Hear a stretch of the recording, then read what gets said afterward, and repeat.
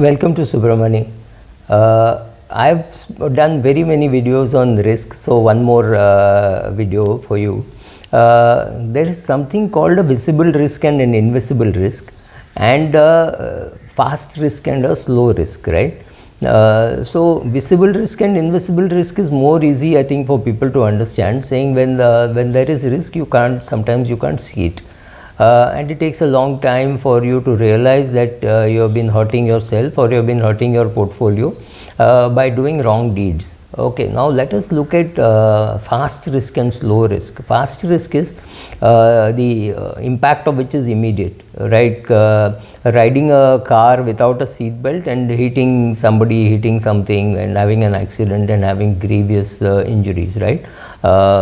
Today you have to wear your seat belt even in the back seat thanks to a very bad accident in a very good car.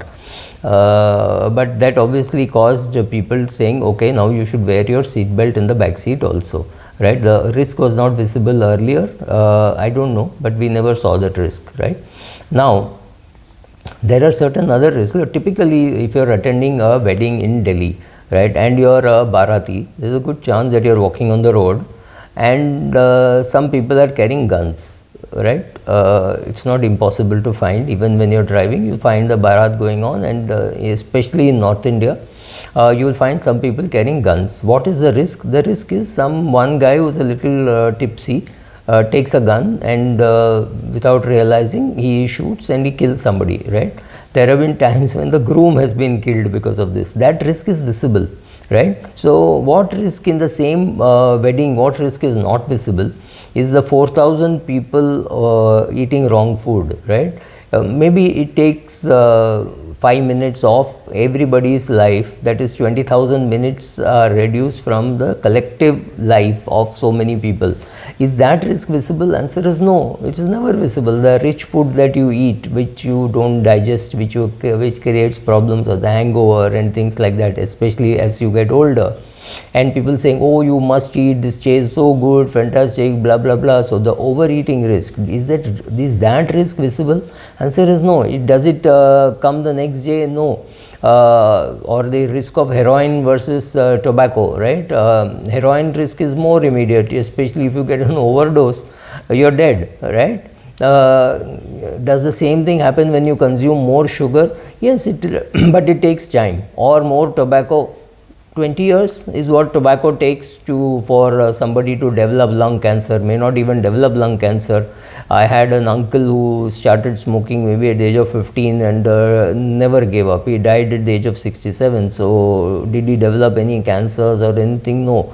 Was he a big smoker? Yes, 1 pack a day kind of a smoker. And I do not know towards the end of his life whether he had reduced. So he would keep saying, I want to reduce, but I don't think he ever gave up. So let us say he started at 15 and he died at 70. So you're talking of 55 years of smoking. Look at the amount of cigarettes that he has smoked. Did it kill him? No. So is the death by consuming tobacco visible? Is the death or is the ill health by consuming sugar visible? The answer is no. So you keep consuming. So what am I trying to drive at? I'm trying to say that if you keep money in cash, right, there is no immediate risk. There is no immediate risk at all. Even after 1 year, your 100 rupees is worth 93 rupees. The impact doesn't seem to be great. But what happens after 30 years? After 30 years, it's very scary that this 100 rupees will have just no value at all, right? It would have completely eroded in value. Maybe it will be worth 20 rupees or 30 rupees, and that's what it would be over a 30-year period, simply because it has got eroded in value in terms of inflation. Can anybody ever blame you for keeping money in cash? Answer is no. It says, no, he didn't want to take any risk, so he kept all his money in cash, or he kept all his money in government securities, right? And he was paying tax on that very loyally.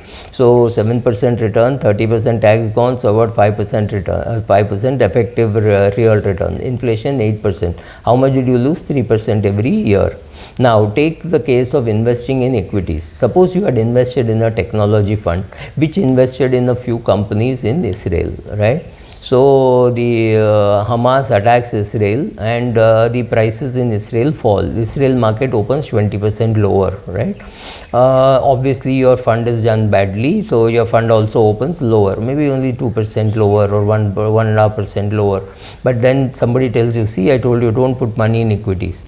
Equities versus cash is a question of fast risk and slow risk. I keep saying this in my class also, because everybody says, oh, equity is risky, debt is not risky. Completely wrong. Equity is risky in the short run. If you put it on Monday and you think by Friday it's going to go up, or you need that money after 15 days and you put money in equity and then the market is down, it is not that the equity markets are risky. It is that you did not know how the equity market works. It is your fault, right?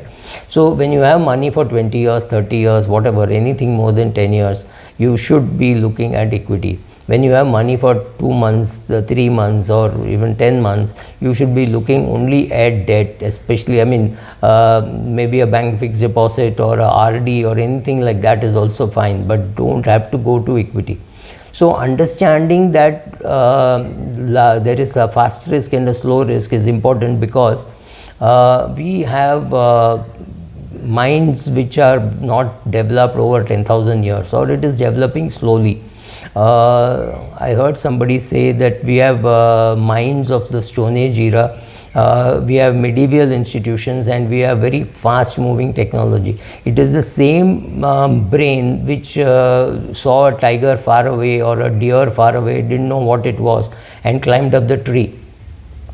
Then it turned out to be a deer. He said, oh God, why did I go up? And his friend said, no, better safe than sorry, right? Today that is not true. You need to know how to take risk. You need to know how to manage risk, because the most important thing is the avoiding fast risk is the best way or the worst way to deplete your portfolio, because the asset classes like real estate, REIT, which is a derivative of real estate, equities, equity mutual funds, gold, these could have very high standard deviation and very good returns in the long run, but it could also have a high standard deviation and a very low return, like in case of gold.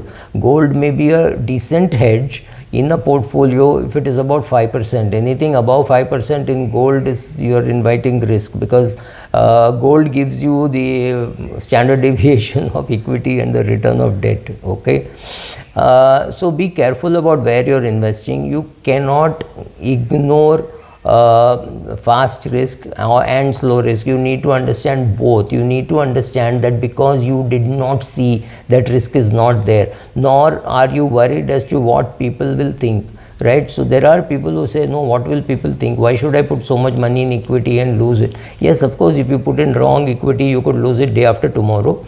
If you put it in right equity, maybe an index fund or some well managed mutual funds, or creating your own direct equity portfolio, all these things may not necessarily mean losses, right?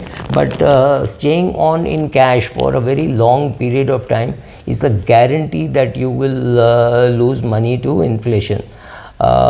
Be careful. Understanding all these parts of risk is important in your investment journey. Don't think like a Stone Age man for risk, because the Stone Age man did not have to think about slow risk. He had to only think about fast risk. Thank you.